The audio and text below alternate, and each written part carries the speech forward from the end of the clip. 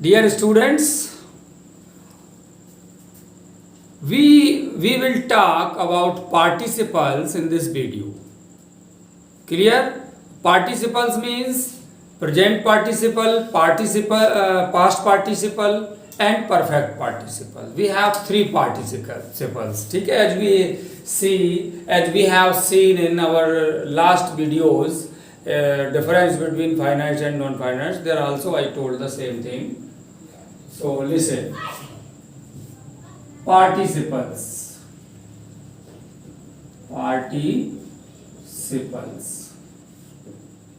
Clear? Three participles होते हैं, एक प्रेजेंट पार्टिसिपल, पास्ट पार्टिसिपल और परफेक्ट पार्टिसिपल. प्रेजेंट पार्टिसिपल और ये आपका पास्ट पार्टिसिपल एंड ये आपका परफेक्ट पार्टिसिपल. ये आपका होता है डूइंग, जब ये नाउन का काम ना कर रहा हो. ये आपका होता है डन यानी कि थर्ड फॉर्म, और ये आपका होता है having done. Having done. Clear? इसका पैसिव भी आ जाता है हैविंग बीन डन. क्लियर? तो इस तरह से हम तीन पार्टिसिपल्स होते हैं. उनके अब हम यूज पर चर्चा करेंगे, किस तरह से और कहां कहां यूज करते हैं. तो देखिए, सबसे पहले हम देखेंगे प्रेजेंट एंड पास्ट पार्टिसिपल. सबसे पहले किसको देखेंगे? प्रेजेंट एंड पास्ट पार्टिसिपल को देखेंगे. देखिए आप, ये आपका प्रेजेंट पार्टिसिपल और ये आपका पास्ट पार्टिसिपल. क्लियर? यानी ये किस रूप का होता है? डूइंग. ये ध्यान रखना है, सबको पता ही है वैसे तो, ये कोई खास नहीं और कोई टिपिकल चीज नहीं है. तो इनका फर्स्ट यूज देखते हैं. क्या है इसका? इसका use continuous tenses. Continuous tenses. Clear? Tenses इसलिए लिख दिया है present continuous tense, past continuous tense and future continuous tense. Clear? और इसी का एंड परफेक्ट कॉन्टिन्यूअस टेंस में भी has been, have been, had been, will have been के साथ डूइंग ही आता है. तो इसको भी लिख दें परफेक्ट कॉन्टिन्यूअस टेंसेस. ये इसके यूज हो गए, यूज हो गया. इसका यूज कहां करते हैं? सभी परफेक्ट टेंस में होता है. Present perfect, past perfect, future perfect, third form आती है. और मॉडल के साथ भी परफेक्ट का हैव डन लगाते हैं. Should have done, could have done और to have done, must have done, could have done, might have done, जो चीजें हैं उनमें भी लगाते हैं. तो परफेक्ट टेंसेस में इसका यूज होता है थर्ड फॉर्म का. इनके एग्जांपल हम इसलिए नहीं ले रहे, these things are very common. ठीक है? तो इनका एग्जांपल्स की कोई नीड नहीं है यहां पे. And passive of all kinds. Passive voice में सभी प्रकार के पैसिव. पैसिव का फार्मूला ही होता है be done. Be means is, am are, was were, B being, been, है ना. उसके साथ थर्ड फॉर्म आती है. तो वो इस तरह से पैसिव वॉइसेस में यूज किया जाता है इसका पास्ट पार्टिसिपल का. क्लियर? दूसरा यूज हम इनका देखते हैं, सेकेंड यूज एडजेक्टिव के रूप में. किसके रूप में? Adjective, as an adjective. तो एडजेक्टिव के रूप में ये जो तुम्हारा डूइंग है वो एक्टिव सेंस में आता है. किस में आता है? ये एक्टिव का सेंस देता है. और ये तुम्हारा एडजेक्टिव के रूप में इसका भी यूज होता है, लेकिन ये सेंस का देता है? पैसिव का. किसका सेंस देता है? पैसिव का सेंस देता है. ठीक है? देखिए किस तरह से, जैसे हम लिखते हैं यहां पे, एग्जांपल भी ले लेते हैं. The rising sun.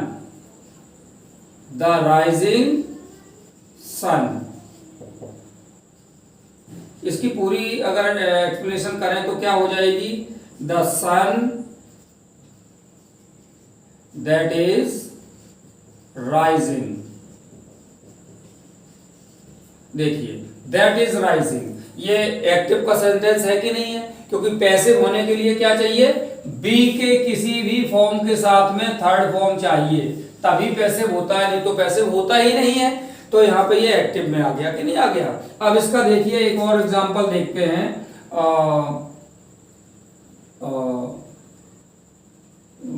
The stolen money. चलिए ये देख लेते हैं. The stolen money. देखिए इसको सेंस में क्या इसका सेंस लेते हैं, चोरी गया हुआ धन, इसी तरह तो सेंस आएगा चोरा हुआ धन। तो द मनी दैट इज या विच इज, कुछ भी लगा दो, दोनों ही सही है, विच इज स्टोलन। देखिए ये पैसिव आ गया, इज जो है बी का एक रूप होता है तो थर्ड फॉर्म आ गई। ये हमारा सेंस कैसा हो गया, दैट इज स्टोलन, पैसिव से पैसिव हो गया ये, और ये हमारा क्या हो गया, एक्टिव हो गया। तो मींस एडजेक्टिव के रूप में अगर हम प्रेजेंट पार्टिसिपल या डूइंग फॉर्म का यूज करते हैं तो वो एक्टिव का सेंस देता है नाउन के साथ, और पैसिव सेंस में use means sorry past participle का अगर यूज मींस थर्ड फॉर्म का यूज हम एडजेक्टिव, थर्ड फॉर्म का यूज अगर एडजेक्टिव के रूप में करते हैं तो वो पैसिव का सेंस देता है। मैं इतनी सी बात कह रहा हूँ, इससे ज्यादा इसमें कुछ भी ज्यादा नहीं है। तो इसका थर्ड यूज भी आता है प्रेजेंट पार्टिसिपल का, इसको आप देख सकते हैं एडवर्ब के रूप में। किसके रूप में, एडवर्ब के रूप में। क्लियर, एडवर्ब के रूप में ये किस तरह से यूज होता है, देखिए कम रनिंग, कम ये अपने आप में एक शब्द में इंपरेटिव सेंटेंस है, तो कम रनिंग मींस दौड़ते हुए आइए। तो अब ये रनिंग जो है किसको मॉडिफाई कर रहा है, कम को, कम क्या है वर्ब, और वर्ब को मॉडिफाई कौन करता है, एडवर्ब। तो ये इस तरह से एडवर्ब हो गया। क्लियर, एक और एग्जांपल इसका हम देख लेते हैं। She went smiling, she went smiling to him, वह उसके पास मुस्कुराते हुए गई। क्लियर, तो ये स्माइलिंग किसको मॉडिफाई कर रहा है, वेंट को, वर्ब को कर रहा है, तो फिर से ये एडवर्ब हो गया। क्लियर, तो इन स्थितियों में इसका यूज करते हैं। अच्छा इसकी बात करें तो इसका एडवर्ब के रूप में यूज बहुत ही रेयर है, इसलिए इसको हम डैश डैश करके छोड़ देते हैं। Clear, okay. देखिए इसके आगे हम देखते हैं कि पार्टिसिपल्स का यूज दो सेंटेंसेस को जोड़ने के लिए भी करते हैं। तो देखिए क्या यूज है इसका, टू जॉइन,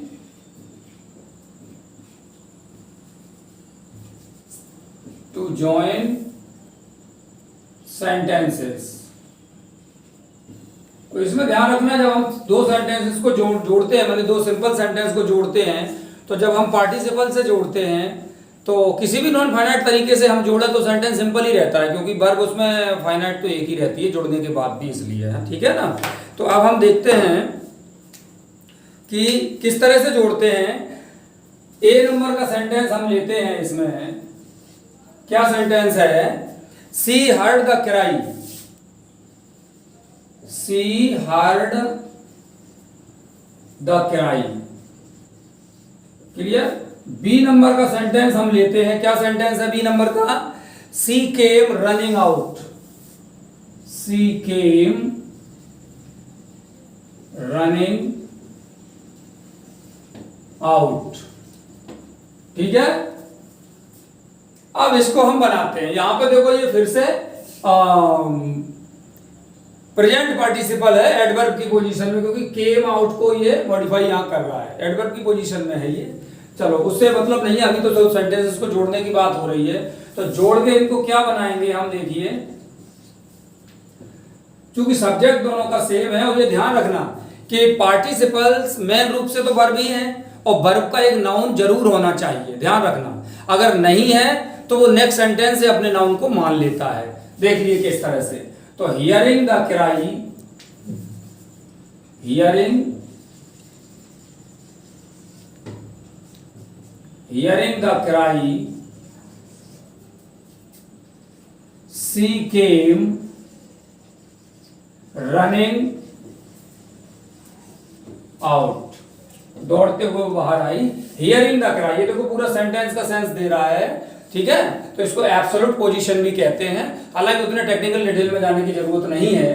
अब हियरिंग द क्राई, हियर कौन कर रहा है, सी, ये अपने आप ये जो नाउन है, सब्जेक्ट है, प्रोनाउन या नाउन यहाँ पे तो एक ही बात हो जाएगी, सब्जेक्ट की बात करेंगे तो हियरिंग जो है सब्जेक्ट यहीं से ले लेगी, मींस सी ने ही हियर किया है और सी ही दौड़ते हुए बाहर आई है। अब इस कंफ्यूजन को मिलाने के लिए बहुत बड़ी गलती होती है, कंपटीशन वाला पॉइंट फिर से एक सामने आ जाता है।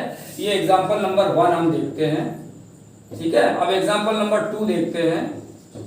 देखिए क्या है, since it was, A number का sentence, since it was a rainy day, since it was a rainy day, since it was a rainy day. B number का सेंटेंस हम लेते हैं यहां पे, देखिए बी नंबर का सेंटेंस क्या हो जाएगा, I could not go out, चूंकि वर्षा वाला दिन था इसलिए मैं बाहर न जा सका। अब इसको देखिए इसी स्टाइल में जोड़ते हैं तो क्या डिफरेंस आता है, देखिए being a rainy day, being a rainy day, comma I could not go out.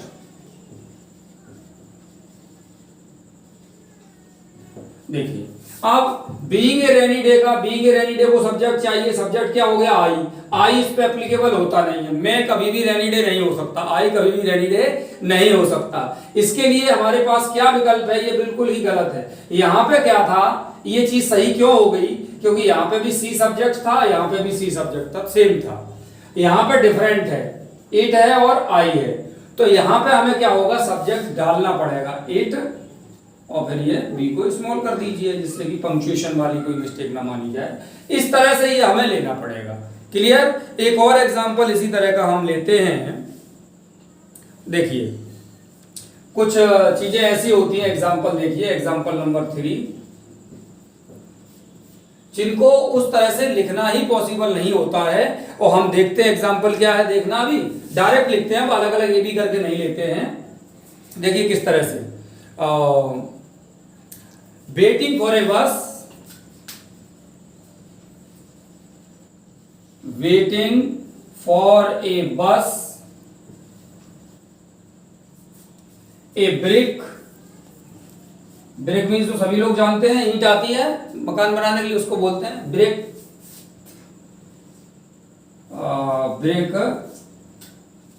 Fail on my head. अब देखिए waiting for a bus, a brick fell on my head, sense क्या निकला कि ये जो ब्रिक है वही बस का इंतजार कर रही थी। तो ये सेंटेंस इंग्लिश में हम कैसा मानेंगे, इसका कोई सेंस ही नहीं है, इस सेंटेंस का कोई सेंस ही नहीं है। फिर इसको सही तरीके से कैसे लिखेंगे अपन, देखिए अब वेट बस का कौन कर रहा था, यहां माई से पता लग गया कि आई वेट कर रहा था, पता लग गया ना। तो वही देखिए, माने यहाँ पे कहने वाला क्या कहना चाह रहा है कि मैं बस का इंतजार कर रहा था और उसी समय ईंट हमारे सिर पे गिर गई, ये कहना चाह रहा है। यहाँ पे क्या हो गया, अगर यहाँ पे कोई नहीं लगाते हैं तो ये ब्रिक जो है वो बस का इंतजार कर रही थी और वो मेरे सिर पे भी गिर गई, जिसका भी कोई वास्तव में सेंस नहीं है। इसलिए इसको क्या लिखा जाएगा, व्हाइल आई वाज, चाहे तो एस लगा दीजिए और चाहे व्हाइल लगा दीजिए, while I was waiting for a बस, क्योंकि यहां पे इसका उस तरह से बनाना पॉसिबल नहीं है, ठीक है। तो a brick fell on me, fell on my head, a brick fell on my head. Clear, ये तो ये हो गया। अब हम ये देखते हैं कि हमारा जो परफेक्ट पार्टिसिपल है हैविंग डन, उसका भी यूज क्या कहते हैं, सेंटेंस को जोड़ने में कर सकते हैं। उसका अर्थ आता है के बाद या करने के बाद, इस तरह का सेंस उसका आता है, तो उसका भी देख लीजिए। यहाँ पे एग्जाम्पल नंबर 4 में परफेक्ट पार्टिसिपल से हम जोड़ते हैं। देखिए किस तरह से, देखिए हैविंग फिनिश्ड द वर्क, सीधा सीधा एग्जाम्पल देखते हैं। Having finished the work, having finished the work, फिर आई वेंट होम, या ही कुछ भी कर दीजिए, ही वेंट होम। देखिए मीन्स कार्य समाप्त करके वो है घर गया, मीन्स कार्य समाप्त पहले हो गया है। क्लियर? सेंटेंस वास्तव में क्या होंगे हमारे उस पे,